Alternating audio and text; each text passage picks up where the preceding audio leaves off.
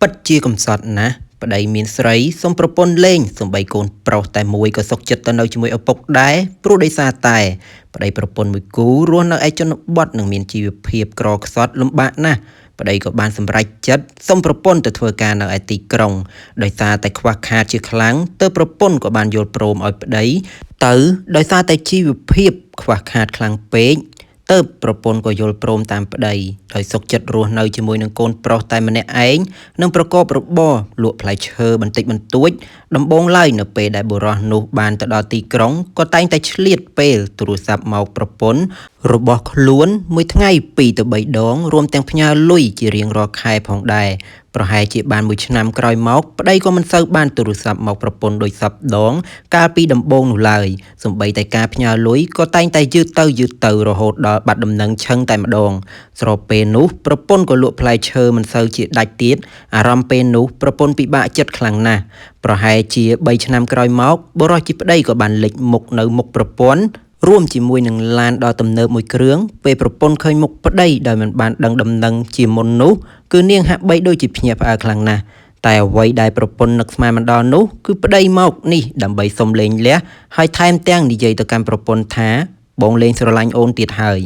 បងគ្មានអារម្មណ៍ជាមួយអូនទៀតទេប្រពន្ធឮដូចនេះហើយក៏បានស្រែកយំយ៉ាងខ្លាំងហើយនិយាយទៅកាន់ប្តីវិញថា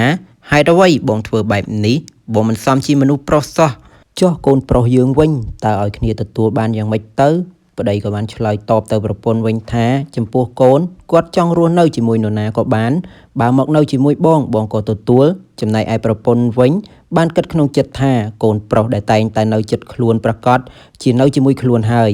ក្រោយមកប្តីប្រពន្ធ2នាក់នោះក៏បានសួរនាំទៅកាន់កូនប្រុសនោះបានឆ្លើយថាខ្ញុំចង់ទៅរស់នៅជាមួយឪពុកព្រោះតែឪពុកគាត់មានលុយអាចទិញនៅអ្វីៗឲ្យខ្ញុំបានចំណែកឯម្ដាយវិញតែងតែរករឿងខ្ញុំស្ទើររាល់ថ្ងៃខ្ញុំពិតជាធុញណាស់ហើយណាមួយគាត់គ្មានលទ្ធភាពក្នុងការទិញនៅអ្វីៗដែលខ្ញុំចង់បាននោះទេស្ដាប់កូននិយាយចប់ម្ដាយយំស្ទើរបោកខ្លួនដែលនឹកគិតមិនដល់ថាកូនដែលរួមសុខរួមទុក្ខជាមួយម្ដាយបែរជាទៅជ្រើសរើសឪពុកដែលគ្មានទំនួលខុសត្រូវបែបនេះទៅវិញក្រោយពីកាត់សេចក្តីនៅតុលាការរួចកូនប្រុសនោះនៅតែនិយាយពាក្យដដែលបែបនេះប្រាប់ទៅតុលាការថាគេចង់ទៅរស់នៅជាមួយឪពុករបស់គេហើយម្ដាយឮដូចនេះហើយក៏យំជាខ្លាំងនៅពេលដែលពួកគេទាំងពីរនាក់រៀបនឹងចាកចេញដំណើរកូនប្រុសនោះក៏បាននិយាយប្រាប់ឪពុកពីមុខម្ដាយថាប៉ាឆាប់ចេញឡានទៅខ្ញុំមិនចង់ឃើញមុខគាត់ទៀតទេមួយម៉ាត់នេះធ្វើឲ្យម្ដាយរបស់គេស្ទើរតែចង់សម្លាប់ខ្លួនទៅហើយព្រោះអ្នកដែលនៅចិត្តនិងមានតម្លៃបំផុតរបស់គាត់បែរជាអាចធ្វើរឿងបែបនេះទៅវិញតែដោយសារតែមានកូនចិត្តមួយបានបង្អាក់គាត់ទើបគាត់បានតាំងចិត្តរស់នៅបន្តទៀត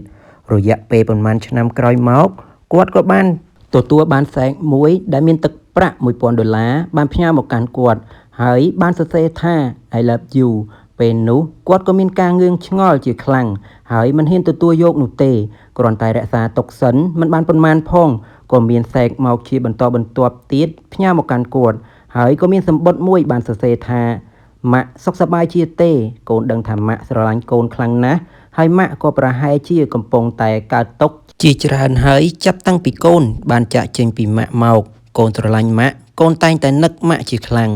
ម៉ាក់ដឹងទេហេតុផលពិតដែលកូនបានសម្រេចចិត្តរស់នៅជាមួយប៉ាក៏ព្រោះតែកូនចង់ជួយម៉ាក់ដើម្បីឲ្យរួចផុតពីភាពក្រីក្រប៉ាតែងតែឲ្យប្រាក់មកកូនច្រើនហើយកូនក៏បានគិតថាកូននឹងផ្ញើប្រាក់ទាំងនោះឲ្យទៅម៉ាក់ខ្លះដើម្បីកុំឲ្យម៉ាក់ទៅអង្គុយលក់ផ្លែឈើនៅឯផ្សារបន្តទៀត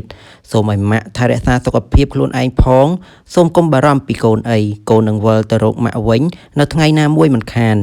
ហើយម៉ាក់នៅតែជាម៉ាក់ល្អរបស់កូនកូនសន្យាថានឹងមិនចាកចេញពីម៉ាក់ម្ដងទៀតនោះទេកូននឹងទៅយកម៉ាក់មករស់នៅជាមួយកូនពេលដែលកូនធំដឹងក្តីហើយរៀនចប់នឹងមានជំនាញច្បាស់លាស់មួយដែលអាចចិញ្ចឹមម៉ាក់ឲ្យរស់នៅស្រួលរហូតអស់មួយជីវិតបន្ទាប់ពីអានសម្បត្តិនោះចប់ម្ដាយពិតជារំជួលចិត្តយ៉ាងខ្លាំងដោយមិននឹកស្មានថាកូនប្រុសចេះគិតយកចិត្តទុកដាក់និងខ្វាយខ្វល់ពីខ្លួនគាត់បែបនេះទាល់តែសោះហើយពេលដឹងការពិតទាំងអស់ដែលកូនធ្វើគ្រប់យ៉ាងដើម្បីម្ដាយបែបនេះគាត់ពិតជាសប្បាយចិត្តខ្លាំងណាស់រកអ្វីព្រៀបផ្ទឹមពំបាននោះទេពេលដែលដឹងថាកូនប្រុសគាត់មិនបានបោះបង់ចោលគាត់នោះទេ